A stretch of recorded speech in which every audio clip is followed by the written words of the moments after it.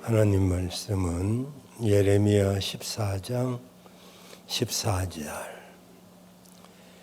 예레미야서 14장 14절, 1073페이지.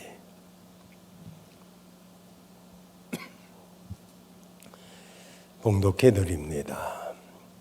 예레미야서 14장 14절 18절까지 봅니다. 여호와께서 내게 이르시되 선지자들이 내 이름으로 거짓 예언을 하도다. 나는 그들을 보내지 아니하였고 그들에게 명하거나 이르지 아니하였거늘 그들이 거짓 계시와 복술과 허탄한 것과 자기 마음의 속임으로 너희에게 예언하도다. 그러므로 내가 보내지 아니하였어도 내 이름으로 예언하여 이르기를 칼과 기근이 이 땅에 이르지 아니하리라 하는 선지자들에 대하여 나 여호와가 이같이 말하노라. 그 선지자들은 칼과 기근에 멸망할 것이요 그들의 예언을 받은 백성은 기근과 칼로 인하여 예루살렘 거리에 던짐을 입을 것인즉 그들을 장사할 자가 없을 것이요 그 아내와 그 아들과 그 딸들도 그렇게 되리니 이는 내가 그들의 악을 그 위에 부음이니라. 너는 이 말로 그들에게 이르라. 내 눈이 밤낮으로 끊이지 않고 눈물을 흘리리니 이는 처녀딸 내 백성이 큰 파멸 중한 창상을 인하여 망함이라. 내가 들에 나간 적 칼에 죽은 자요 내가 성에 들어간 적 기근으로 병든 자며 선지자나 제사장이나 다 땅에 두루 다니며 어찌할 바를 알지 못하는도다. 아멘. 할렐루야. 예수님밖에 없습니다.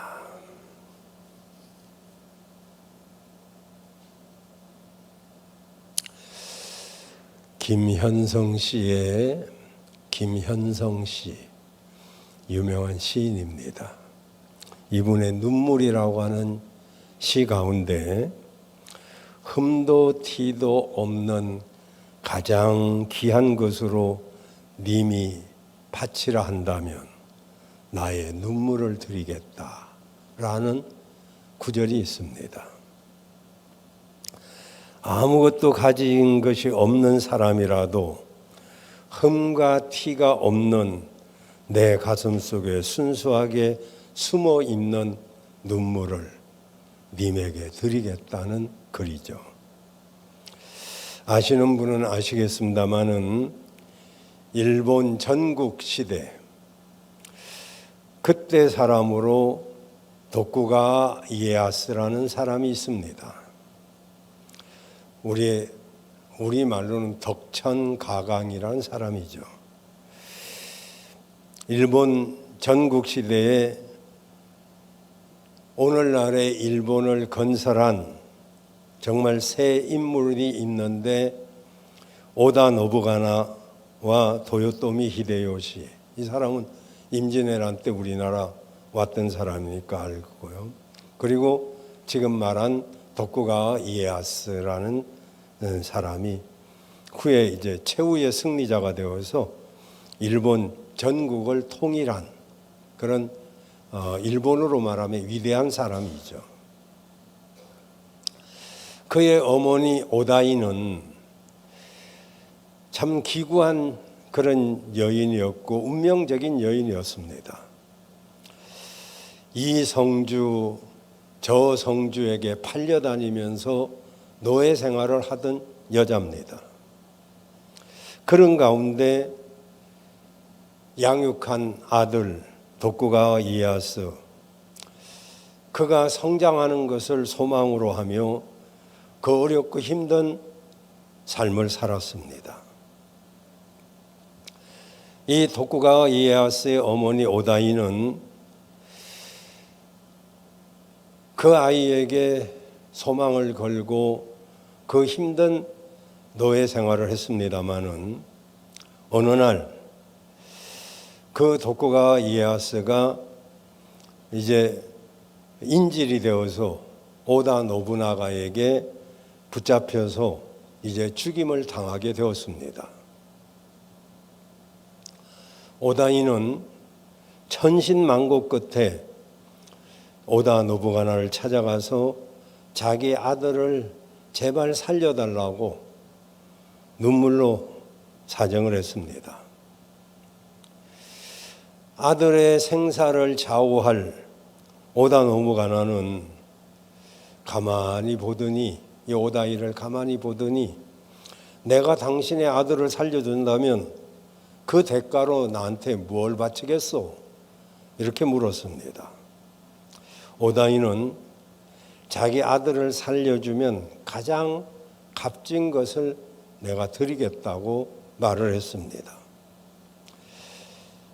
그것은 황금도 아니었고 자기 몸을 바치는 것도 아니었습니다. 사랑하는 아들을 인질로 보낸 그 어머니의 두 눈에는 하염없이 눈물이 흘러나왔습니다. 그리고 하는 말이, 내가 바칠 것은 이것입니다. 어머니의 사랑입니다. 당신도 어머니가 있지 않겠습니까? 제 아들을 사랑하는 어머니의 마음과 어머니의 눈물을 당신께 바칩니다. 라고 했습니다.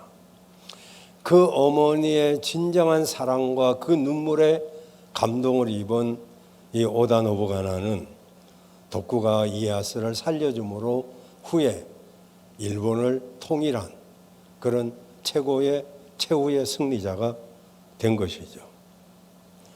가장 아름다운 것, 영원히 순수한 것, 더럽혀지지 않는 것은 바로 어머니의 눈물입니다. 미국의 저명한 작가인 윌터 반겔이라는 사람이 자기 아들과 다음과 같은 경험을 책에 쓴 것을 보았습니다. 초등학교 2학년이 된 매튜라고 하는 이 반겔인의 아들인데 만화책을 무척 좋아했는데 하루는 도서관에서 만화책을 훔쳐왔습니다. 그 사실을 알게 된 아버지 반겔이는 이제 아들을 꾸중을 했습니다. 그리고 아들을 데리고 도서관에 가서 그 만화책을 반납을 했습니다. 그리고 도서관 직원한테도 단단히 꾸중을 들었습니다. 근데 매튜는 그 이듬해 여름에 또 책방에서 만화책을 훔쳐왔습니다. 그리고 그 다음에도 또다시 만화책을 훔쳐왔습니다.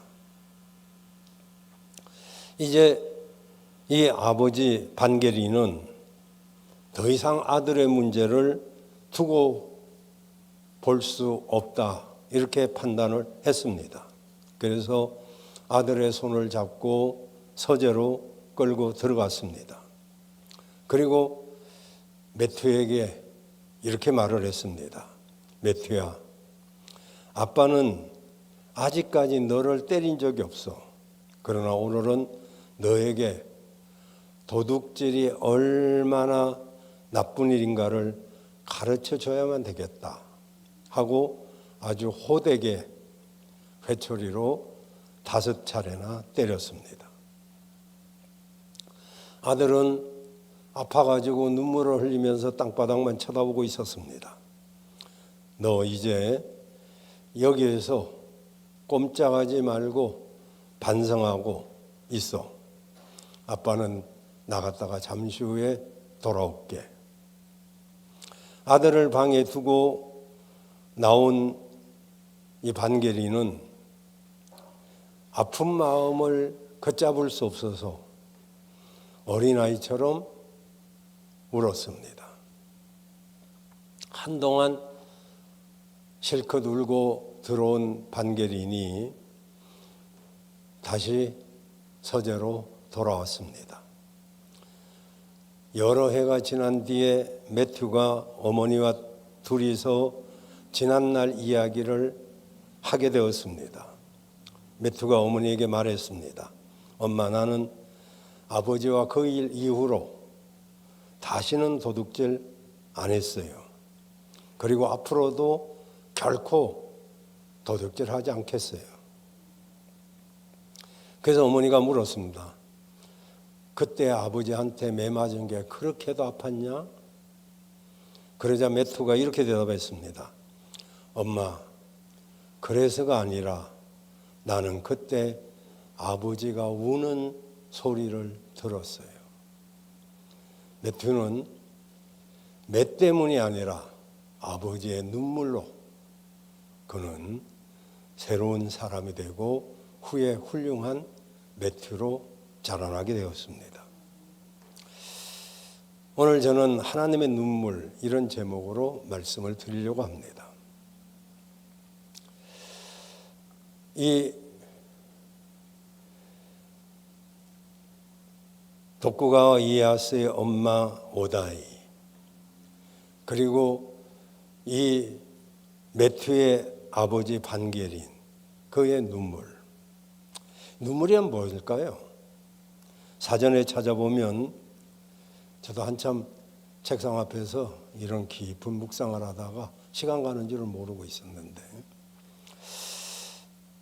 눈동자 위에 있는 눈물샘에서 나오는 물로 늘 조금씩 눈을 축이지만 정신의 감동이나 자극을 받으면 더 많이 나오기도 하는 것이라고 정의되어 있습니다.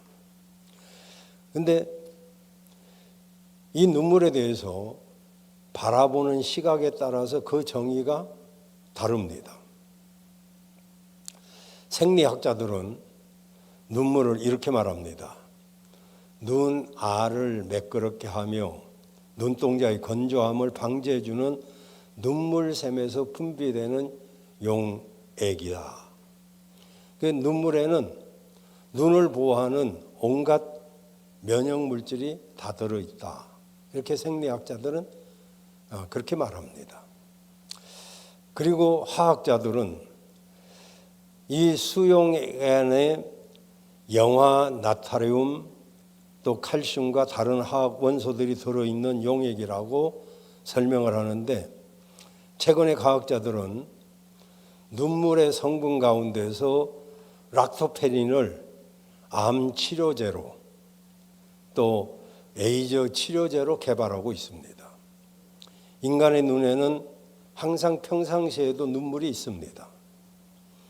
인간은 3초마다 한 번은 눈을 깜빡여 줘야만 눈물로 안구를 촉촉하게 적시게 되어 있습니다.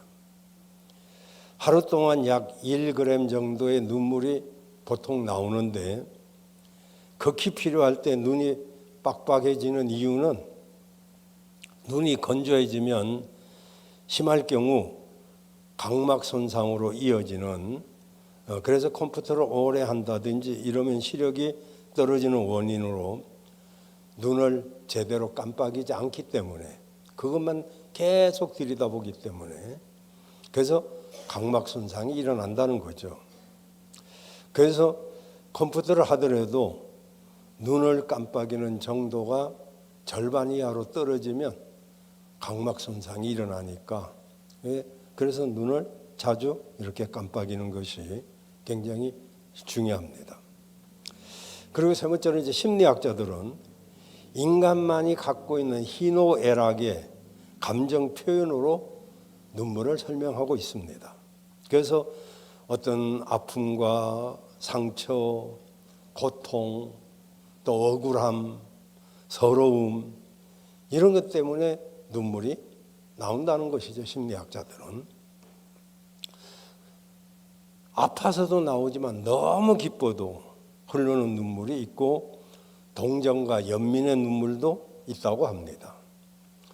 눈물은 주로 슬플 때 흘리지만은 슬픔뿐만 아니라 분노, 기쁨 등의 격한 감정을 겪을 때도 나온다고 합니다. 무언가 크게 감동받았을 때도 흘리게 된다는 거죠. 이렇게 희노애락의 감정 때문에 눈물을 흘리기도 한다. 이렇게 생리학자들, 화학자들, 심리학자들, 또 기독교를 비롯한 종교인들은 눈물을 감사와 정성과 사랑과 순결이 담겨 있는 영혼의 정류수다, 이렇게 말하기도 합니다. 그러죠. 눈물은 더러운 것을 씻어내는 역할도 합니다. 눈물은 더러운 감정을 씻어내는 역할도 하는데, 그래서 많이 우는 사람들이 건강합니다. 어떤 의사는 남자보다 여자가 오래 사는 이유를 다른 것보다도 눈물에 두는 사람이 의사가 있습니다. 남자들은 밖으로 돌면서 스트레스를 풉니다. 여러 군데 술도 먹고 이렇게 맛있는 것도 찾아다니고, 그럼에도 불구하고 여자가 더 오래 사는 것은 여자들이 남자보다 더 눈물이 많다는 데 있다, 이렇게 의사는 말하고 있습니다. 아닌 게 아니라 TV를 보면서도 설교를 들으면서 우는 사람 별로 못 봤는데, TV를 보면서는 막 우는 사람들 참 대단히 참 은혜가 많구나, 그런 생각도 들어요. 조금만 슬픈 일이 있어도 울고, 그래서 여자의 무기가 눈물이죠. 여자의 눈물을 이길 남자는 없어요. 있다면 그는 무감각한 사람이겠죠. 울 줄 모르면 암에 걸릴 확률이 훨씬 높은 것도 아셔야 돼요. 그래서 우리가 많이 울어서 아픔을 녹아버려야 되는데, 눈물을 억제해가지고 생기는 대표적인 병이 암이라고 밝혀지고 있습니다. 똑같은 암병 환자라도 감정 표현을 잘하는 환자가 훨씬 오래 산다는 통계가 나와 있습니다. 윌터 스미스 박사, 암 전문 박사에 의하면 힘껏 울 수 있는 사람은 언제나 눈물을 삼키며 참는 사람보다 훨씬 더 오래 산다고 합니다. 눈물은 그 외에도 보니까 눈에 이물질이 들어가도 나오고, 하품할 때도 나오고, 구역질 할 때도, 구토할 때도 나오고, 양파 깔 때도 나오고. 근데 어떤 사람은 나이가 많으면 눈물이 많다고 하는데, 그것은 아니고요. 사실은 나이 먹을수록 눈물의 양은 적어집니다. 다만 노화로 인해서 눈물이 나오는 눈물관이 좁아지면서 눈물이 넘쳐 흐르기 때문에 눈물이 많다라고 생각하게 된다는 것이지, 실제로는 나이가 먹으면 눈물은 적어진답니다. 그런가 하면 악어의 눈물도 있습니다. 이것은 거짓 눈물이죠. 셰익스피어의 작품 가운데 악어의 눈물이라는 그런 작품이 있는데, 강가에서 사람을 만나서 악어가 사람을 죽여놓고 그 사람을 위해서 울어주고 잡아먹는다는 그런 이야기인데요. 그래요. 말하자면은 가짜로 우는 거죠. 가짜로. 유명한 폭군 네로는 신 한 명을 죽여놓고 그를 위해서 웁니다. 그리고 부하들에게 눈물단지 가져와. 여러분 눈물단지 보셨나요? 이렇게 주전자 꼭대기가 입구같이 생겼는데 통은 그렇게 생기지 않고 밑에 붙어 있는. 그래서 눈물을 짜면 여기다 갖다 대면 눈물이 또록 들어가는 눈물 항아리가 옛날에 있었어요. 네로가 그 눈물 항아리를 갖다가 내 눈물을 내 눈물이 얼마나 귀한지 아냐?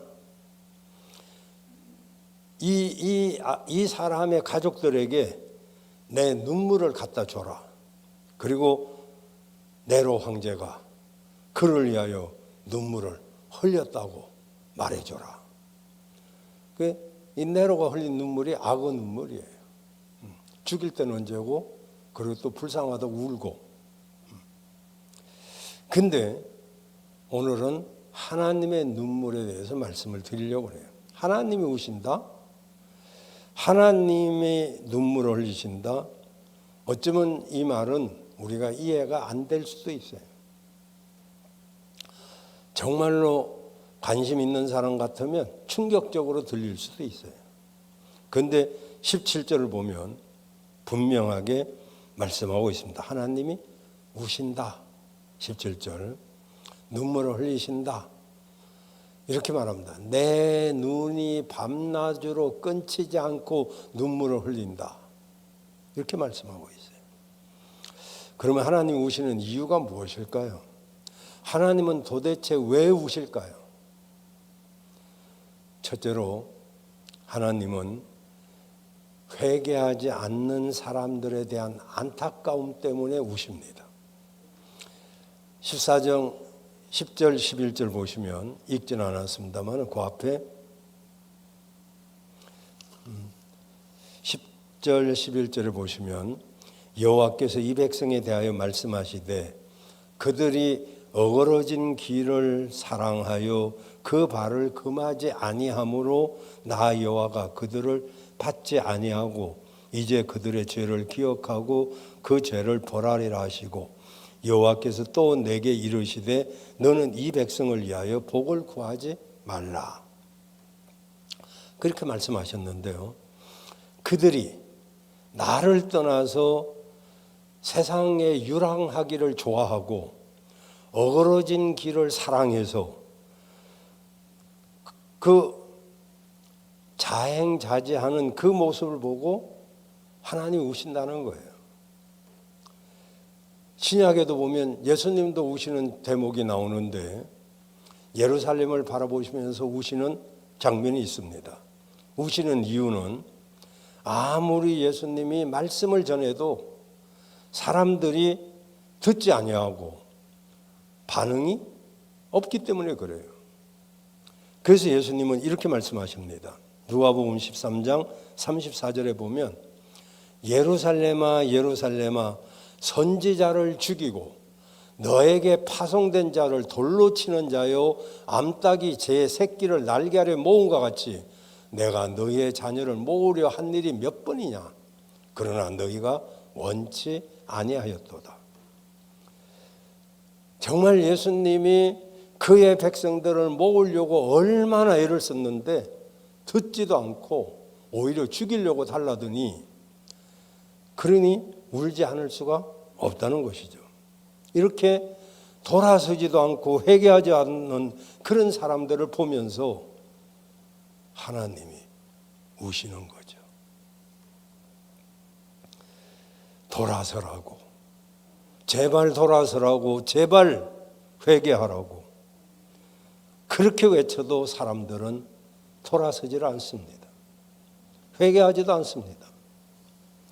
그 모습을 보시고 하나님이 안타까워서, 예수님이 안타까워서 우셨습니다. 선지자 예레미야를 통해서 정말 가뭄을 예언하고 그리고 심판을 예언해도 사람들이 귓등으로도 듣지 않습니다. 꼼짝도 하지 않습니다. 그냥 그대로 저 할 일을 합니다. 어찌 사람들이 그럴 수 있을까? 우리가 볼 때는 놀랍기까지도 합니다. 그런데 이것이 이스라엘 사람들의 모습으로만 끝났을까요? 이것이 혹시 오늘 우리들의 모습은 아닐까요? 하나님은 코로나라고 하는 엄청난 위기를 통해서 우리 예배가, 우리의 기도가, 우리의 찬양이 중단될 수 있다는 것을 엄정하게 우리에게 보여주셨어요. 하나님은 비단 코로나뿐만 아니라 여러 가지 어려움을 통해서 우리의 믿음을 시험할 수 있다 이 말입니다. 정말 저 사람이 믿음의 사람인가, 저 사람이 복받을 사람인가 얼마든지 달아볼 수 있어요. 그런데 우리는 이 시험 앞에 너무너무 쉽게 무너져 버립니다. 때로는 여러분 너무 쉽게 예배를 포기하고 너무 쉽게 기도를 포기하고 너무 쉽게 교회를 포기하고 너무 쉽게 신앙을 포기하기도 합니다. 근데 우리가 시험을 이겨낼 때 하나님이 영광을 받으십니다. 때로 시험이 있죠. 예배를 선택할 것인지 내 할 일을 선택할 것인지 때로는 우리가 여러 가지 선택의 기로에 섭니다. 오늘 예배를 갈까 말까, 정말 내가 믿을까 믿지 말까, 내가 여기를 계속 다녀야 될까 말까, 얼마나 숱한 선택의 기로가 우리 앞에 있습니까? 우리는요 언제나 어렵고 힘들어도 시험을 이기는 쪽을 선택해야 됩니다. 피하는 쪽, 미루는 쪽 100번 그 길은 망하는 길입니다. 내 이스라엘 백성들이 지금 그렇다 이 말이죠. 그래서 그런 이스라엘 사람들을 보시며 하나님이 우십니다. 하나님을 울게 만들었던 이스라엘 사람들, 이 사람들처럼 나 때문에 하나님이 울고 계시지는 않는지 우리는 늘 하나님을 한번 생각해 봐야 돼요. 두 번째로 하나님의 눈물은 하나님이 가르치는 길보다 자기 길로 가는 사람들을 향한 안타까움 때문입니다. 오늘 16절을 보면 예레미야 선지자가 활동하던 그 시기에 놀랍게도 그냥 띄워놓으시고요. 다른 거짓 선지자들도 많이 있었어요. 예레미야 선지자가 이제 하나님의 눈물을 여러분이 보시고 돌아서라고 그렇게 촉구했습니다. 하나님을 떠나고 말씀을 떠나면 망할 것이다. 그렇게 경고를 했습니다. 하나님을 떠나고 말씀을 떠나고 그러면 가뭄이 있고 재앙이 있고 심판이 있을 것이다. 경고했습니다. 그렇습니다. 우리는요 언제든지 하나님 편에 서 있어야 됩니다. 말씀 편에 서 있어야 되고요. 교회 편에 서 있어야 돼요.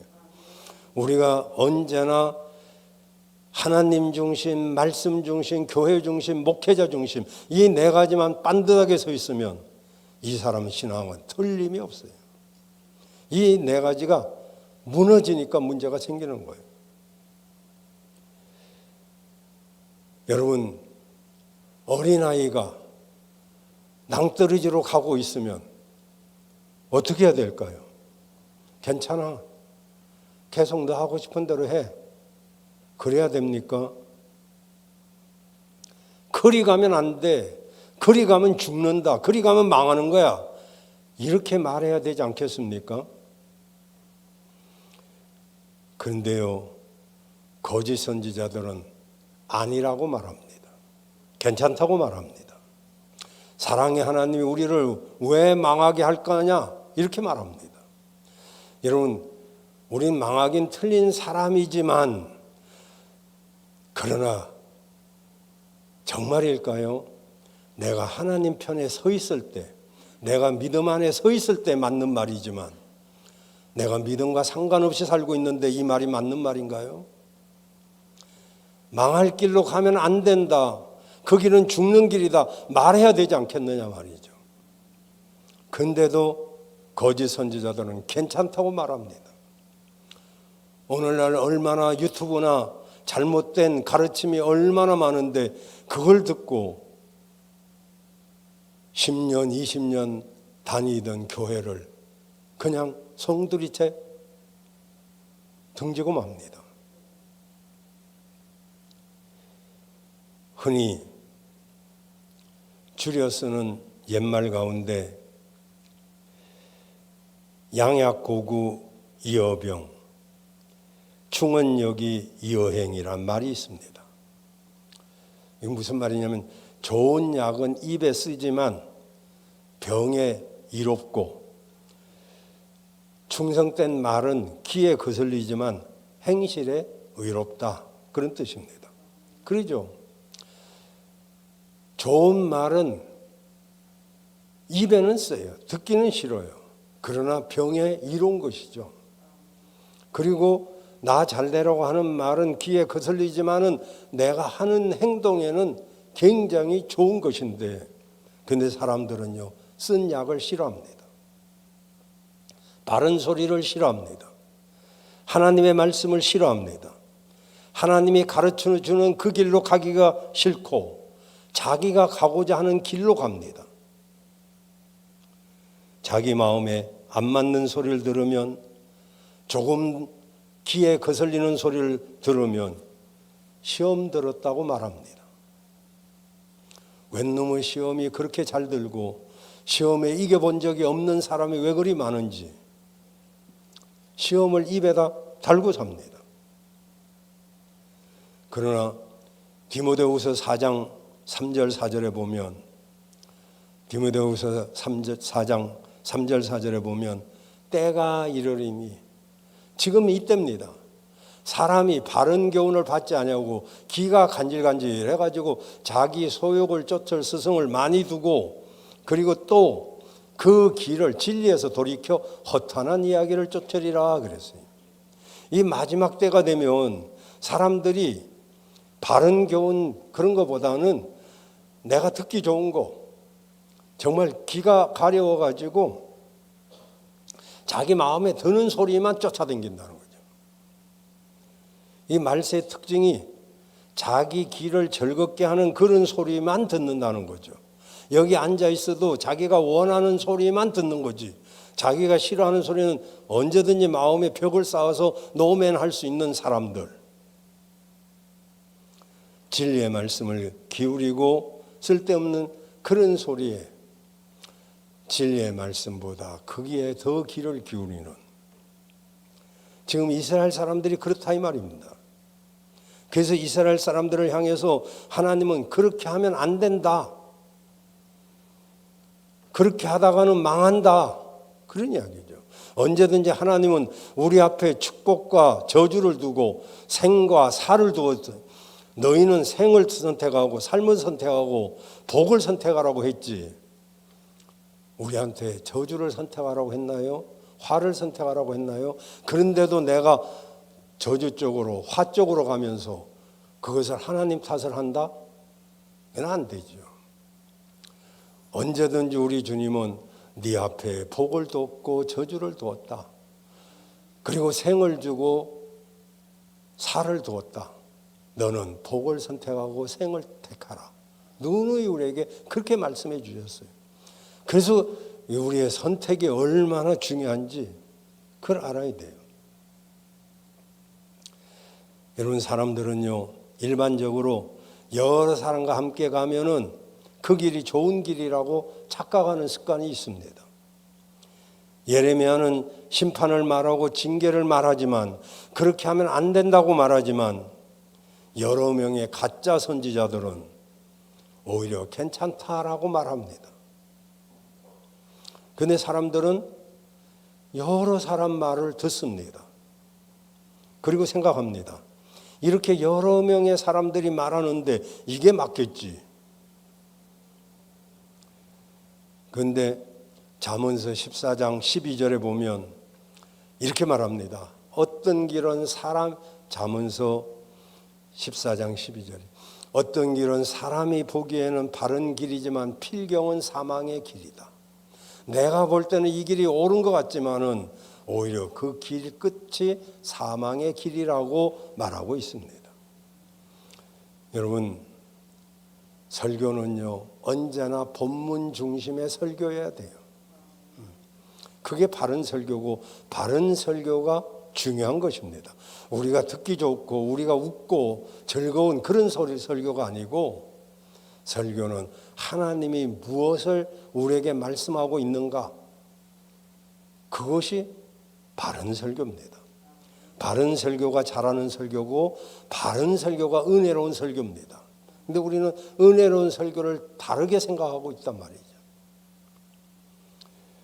사람들은요, 예레미야의 설교를 좋아하지 않았습니다. 바른 설교를 별로 좋아하지 않았어요. 그냥 재미있고 웃고 즐거운 그런 예배, 세상에서도 시달렸는데 교회에서라도 위로받아야지, 이런 생각들을 가지고 교회에서 위로만 받으려고 그것이 옳은 것으로 생각합니다. 물론 교회는 위로도 돼야 되지만, 그러나 오늘 그 말씀이 어떤 말씀이든지 나의 잘못된 것을 받고, 그리고 나에게 하나님이 무엇을 원하는가, 하나님의 뜻을 찾는 그런 설교하죠. 바른 설교가 없으니까 사람들이 바르게 살지를 않습니다. 그러니 그의 믿음의 능력이 없죠.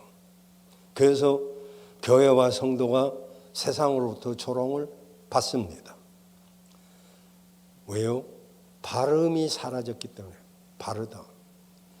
그래서 우리 믿음이 약해지고 믿음의 능력이 나타나지 않죠.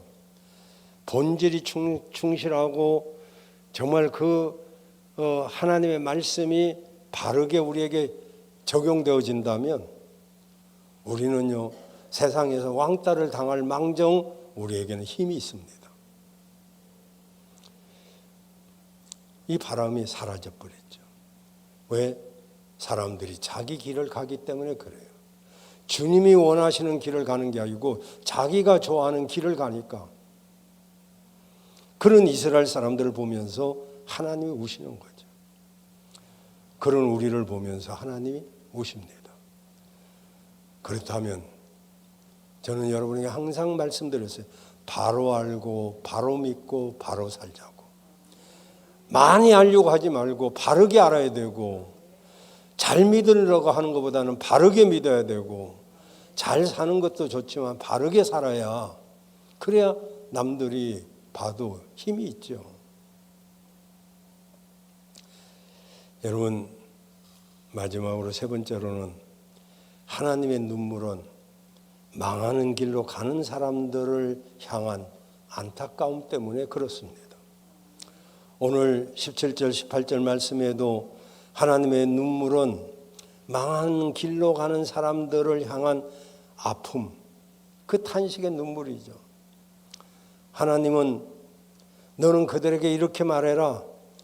내가 밤낮 눈물을 흘리며 울지 않을 수 없으니 나의 처녀 딸과 같은 내 백성이 아주 심한 타격을 받아 다 죽게 되었기 때문이다. 들에 나가보면 칼에 죽은 자들의 시체뿐이고, 성에 들어가면 굶주림과 질병으로 죽어가는 자들이 아우성치며, 그리고 선지자들, 제사장들 사방 돌아다니지만 어떻게 해야 좋을지 모르고 있다. 그렇게 말씀하고 있어요. 다시 말하면 그대로 가다간 다 망한다는 거죠. 결국 망해서 어찌할지 몰라서 허둥댄다. 그런데 문제는 그때서야 나의 선택이 잘못된 선택임을 그제서야 알게 된다는 게 문제죠. 조금이라도 일찍 깨닫고 조금이라도 일찍 알았더라면 거기까지는 안 갔을 수도 있을 텐데, 그렇게 되고 나서야 깨닫는 것이 우리 인간이라고 이렇게 탄식하는 겁니다. 누가복음 16장에 보면 여러분 잘 아시는 부자와 나사로의 비유가 나오잖아요. 부자는 이 땅에서 너무 잘 먹고 잘 살고 돈도 많고 하는 사업도 잘 됐어요. 얼마나 잘 됐으면 창고도 늘리고 사업장도 늘리고, 이 사람은 경영학과 출신이라 그런지 몰라도 너무 잘했어요. 그러지만은 거지 나사로는 얻어먹고 살았어요. 근데 부자나 가난한 자나 동일하게 공평하게 오는 게 있는데 그게 바로 죽음입니다. 부자도 죽어요. 거지도 죽어요. 이건 뗄래야 뗄 수가 없어요. 죽을 때 가져가는 거 아니죠? 그렇게 아등바등 벌어놔서 돈 쓰는 놈은 따로 있어요. 그런데 이 부자가 죽고 나서야 천국과 지옥이 있다는 걸 알게 되었어요. 진작 알았더라면 얼마나 좋았을까요? 죽을 때까지 돈이 최고고 물질이 제일이라고 생각했습니다. 그런데 죽고 나니까 돈이 제일이 아니었어요. 죽고 나니까 믿음이 제일인 걸 그제서야 알게 되었죠. 여러분, 믿음이 제일이고 주님이 제일입니다. 돈 필요 없다가 아니고 돈은 제2, 제3으로 가도 된다 이 말이죠. 하나님이 재물 얻을 능력을 줘야만 되는 것이고요. 그래서 부자가 아브라함한테 부탁합니다. 그제서야 형제가 생각났어요. 형제도 모르고 돈만 모았는데 죽고 나서 천국과 지옥이 있다는 걸 알고 형제가 생각났어요. 그 아브라함한테 부탁합니다. 이 땅에 가면 내 형제 5명이 있는데 그들한테는 제발 여기 오지 못하게 해라. 좀 나사로 좀 보내줘가지고 혹시 지금 세상에서 전도하는데 그거 듣고 올 사람이 어디 있냐. 그러나 죽은 사람이 와서 말하면 돌아서지 않겠냐. 그러면서 이 부자가 그냥 아주 이게 손이 발휘되도록 빕니다. 그때 이렇게 말합니다. 누가복음 16장 29절 31절에 보면 아브라함이 이렇게 말합니다. 저희에게 모세와 선지자들 주의 종이 있으니 그들에게 들어라. 가로되 그렇지 않습니다 아버지. 아브라함이요, 만일 죽은 자가 살아나서 가면 다 회개하지 않겠습니까? 그러니까 31절에 모세와 선지자들 주의 종들에게 듣지 아니하는 사람이 비록 죽은 자 가운데 살아난 자가 있다 할지라도 듣겠냐? 이렇게 말해요. 이 땅에서 주의 종의 말을 안 듣는 사람은 죽은 자가 살아나도 안 믿는다. 이렇게 말하고 있어요. 그렇습니다. 이 말은요, 죽어서 뼈저리게 후회할 사람들에게 그런 날이 오지 않도록 우리가 전해야 될 말이죠. 예수님을 안 믿는 것이, 하나님의 말씀을 안 듣는 것이 이게 망하는 길인 것을 알려주라는 거죠. 망하라 이런 말이 아닙니다. 그 사람 저주받고 망한다 이런 이야기 아니에요. 그렇게 되니까 그리 가지 말라는 거지. 그렇게 하면 안 된다는 거죠. 여러분, 1991년 미국이 이라크와의 전쟁에서 승리한 후에 ABC 방송국에서 전쟁을 승리로 이끌었던 미군 사령관인 이름도 어렵네. 노만 서초코프. 노만 서초코프 장군을 초청해서 인터뷰를 했습니다. 진행자인 바보라 월트스가 그 사령관에게 미국인들은 당신을 폭풍의 장군이라고 하는데 어떻게 생각하십니까? 이렇게 물었습니다. 그러자 그 사령관이 이렇게 대답했습니다. 아닙니다. 저는 가슴이 따뜻한 남자입니다. 라고 대답을 했습니다. 진행자가 오늘날 미국의 가장 큰 적이 무엇이라고 생각합니까? 이렇게 묻자 그 사령관은 그것은 이라크 같은 외부의 적이 아닙니다. 미국에 눈물 없는 남자들이 많아지고 있다는 데 있습니다. 이렇게 대답을 했어요.